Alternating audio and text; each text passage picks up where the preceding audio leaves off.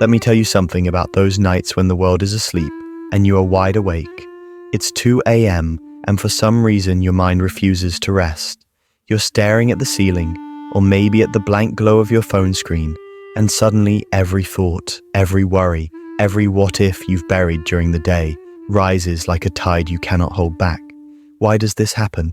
Why do our minds become relentless at these hours, turning even the simplest decisions into labyrinths of uncertainty? The truth is, there's something about the darkness that strips away distraction. During the day, the noise of life, conversations, work, errands, notifications, acts as a buffer for your thoughts. It keeps them from spilling over into obsessive loops. But at night, especially in those early morning hours when sleep seems just out of reach, the buffer disappears. You're left alone with your thoughts and your mind.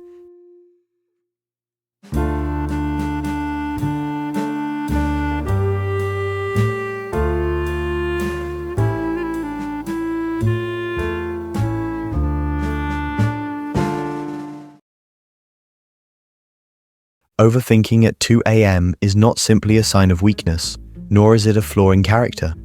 In fact, psychologists suggest it is a deeply human response to uncertainty and stress. Our brains are wired to predict, to anticipate, and to solve problems. When the environment is quiet and there's no immediate distraction, the mind shifts from external problem solving to internal problem solving. It starts replaying conversations, analyzing decisions, imagining worst-case scenarios, and imagining outcomes that may never happen. In evolutionary terms, this was useful. Early humans needed to stay alert to threats in the night, even when all seemed calm. Today, our threats are mostly abstract: a missed opportunity, a fragile relationship, a career choice. But the brain does not differentiate. It continues to run the same algorithms it has always run. What's fascinating is how our own perception of time changes during these hours. A few minutes in the daylight can feel inconsequential, but at 2 a.m. every thought stretches. Every what if seems monumental. Neuroscience tells us that when we are tired, the prefrontal cortex, the part of the brain responsible for rational decision-making, becomes less effective. Meanwhile, the amygdala, the center of emotion and fear, becomes more active. This is why your mind starts inflating tiny concerns into epic dilemmas. Your brain is trying to protect you, but in a world free of immediate threats, it misfires. And then there's the role of memory. At night, when the mind slows down in some areas, but runs wild in others, memories rise up unbidden. You may remember a conversation from 3 years ago, a comment that didn't make sense at the time, or a regret you thought you had moved past. The brain does this because it's continuously seeking patterns and meaning. It wants to understand, to organize, to make sense of the chaos of life. But in the quiet, it cannot stop. The mind hunts for meaning relentlessly, and this hunting sometimes feels like torture. Overthinking is also tied to identity. Many people feel a strange pressure at night because they are left alone with themselves, stripped of social masks and external validation. In the daytime, your roles, student, professional, friend, sibling, demand action and attention. You are responding, performing, and engaging. But at 2 a.m., you are nobody but yourself. And for some, this confrontation with the self triggers questions that are uncomfortable. Am I doing enough? Am I making the right choices? Who am I really? These questions have no immediate answers, and yet the mind demands them. What most people don't realize is that overthinking, despite how exhausting it feels, is not purely negative. Cognitive psychologists point out that introspection, reflection, and even rumination can be useful if channeled correctly. When directed consciously, thinking deeply about choices, behaviors, or goals can lead to self-awareness and problem-solving. The trouble comes when thinking becomes uncontrolled, when it cycles endlessly without resolution. That's when it turns into the kind of mental noise that keeps you awake. Biology too plays its part. Cortisol, often called the stress hormone, follows a daily rhythm. Normally, it decreases at night to allow relaxation. But if your day was stressful, or if your mind is preoccupied with anxiety, cortisol may remain elevated. This keeps your body and brain in a subtle state of alertness, making sleep elusive and overthinking more likely. Your heartbeat may not be racing, but but your mind feels like it's running marathons. Combine this with fatigue and a dimly lit room, and your thoughts start to take on a vivid, almost cinematic quality. There's also a paradox of control at work. During the day, you may have little control over life's circumstances. At night, alone in your bedroom, you feel like you should be able to control your thoughts, your worries, and your future. But the harder you try to quiet the mind, the louder it becomes. Attempts to suppress these thoughts often backfire, creating a psychological rebound effect. Every time you tell yourself, stop thinking about it, the brain interprets it as a challenge, a puzzle it must solve. And yet, there's a kind of poetic beauty to this struggle. Those 2 a.m. moments reveal the depth of your consciousness. They expose fears, desires, and truths that daylight distracts you from. The mind, unrestrained, often ventures into areas of life you avoid confronting in the rush of daily existence.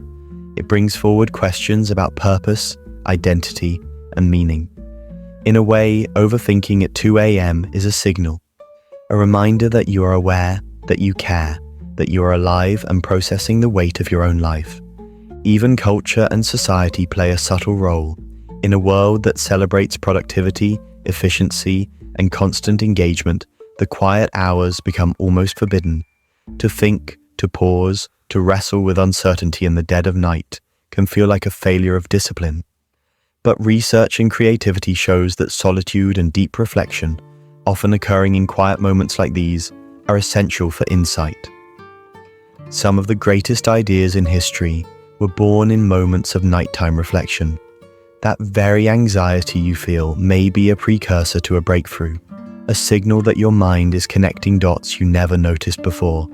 So, if you find yourself awake tonight, or any night with thoughts swirling uncontrollably, it's not because you are weak or failing. It's because your mind is doing exactly what it was built to do, trying to make sense of a complex, unpredictable world.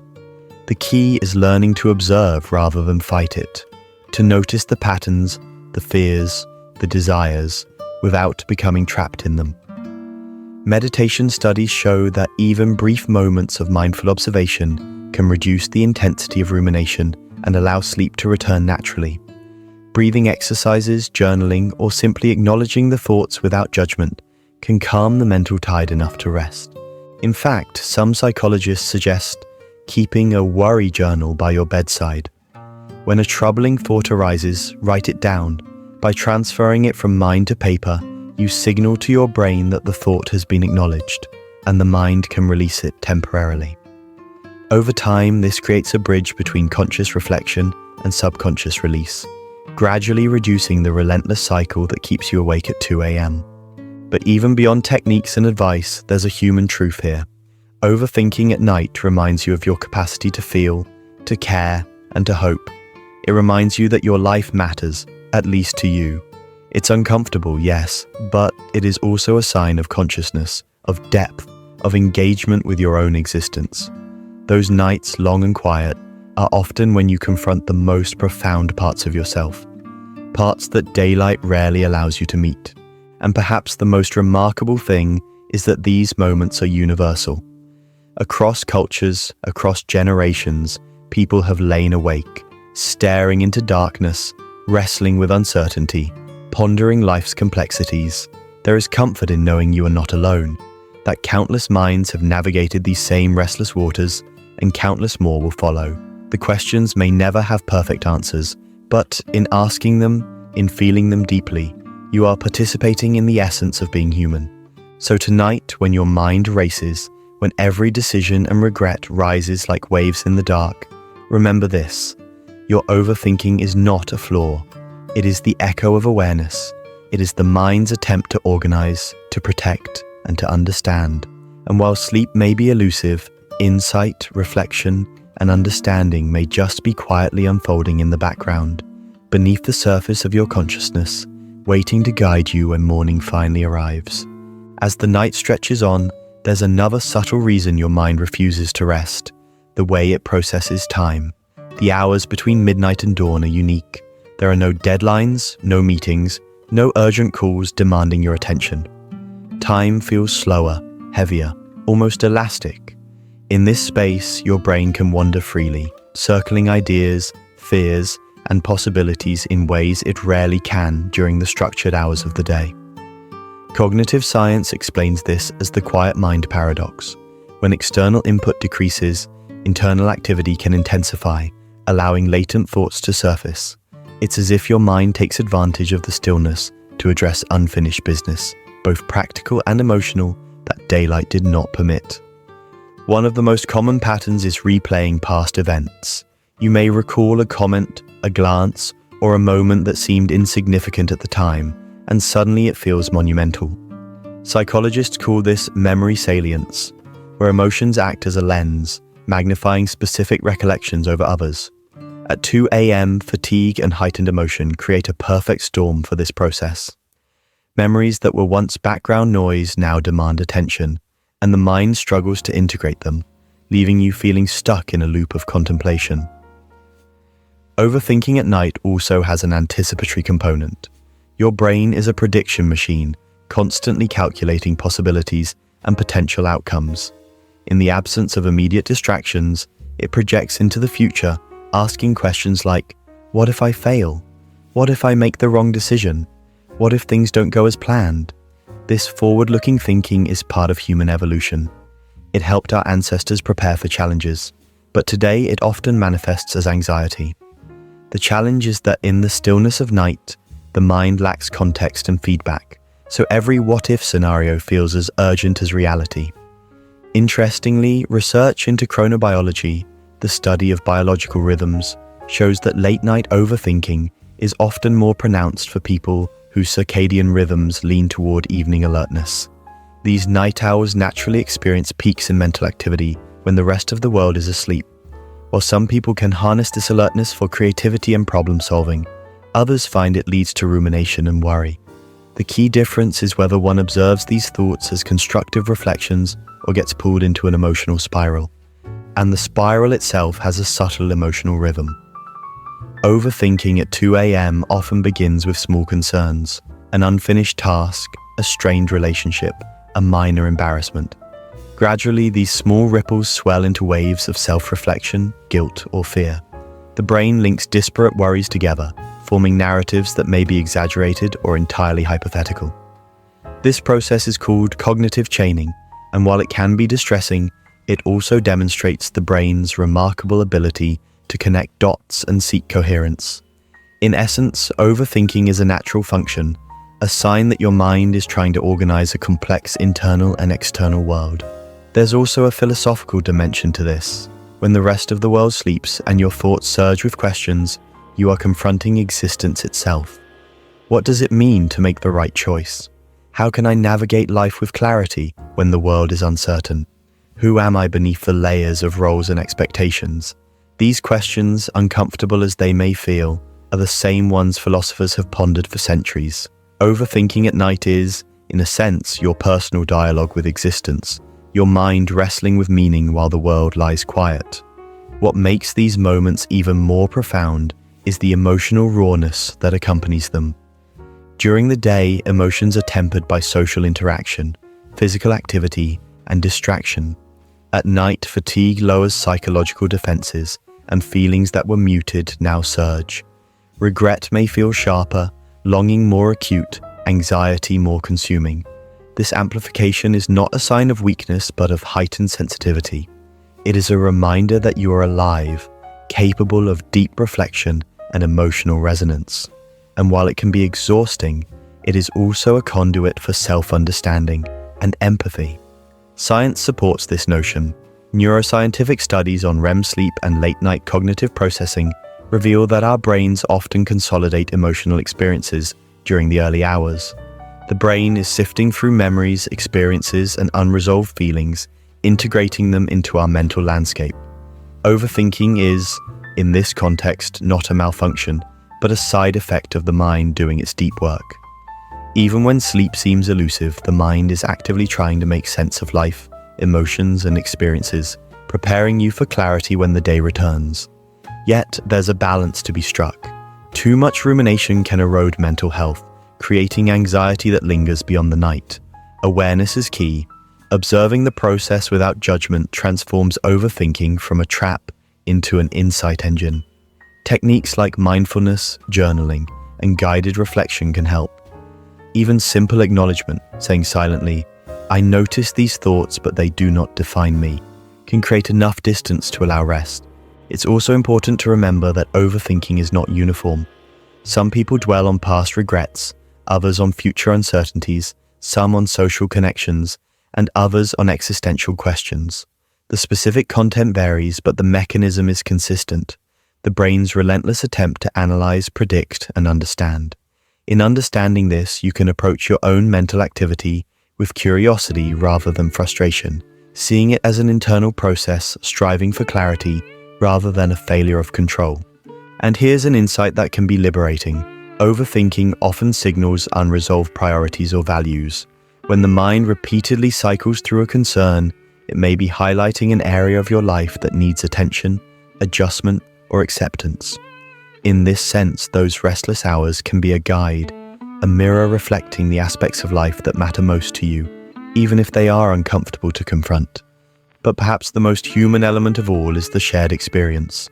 Across cultures, languages, and generations, people have lain awake at 2 a.m., grappling with questions, fears, and dreams.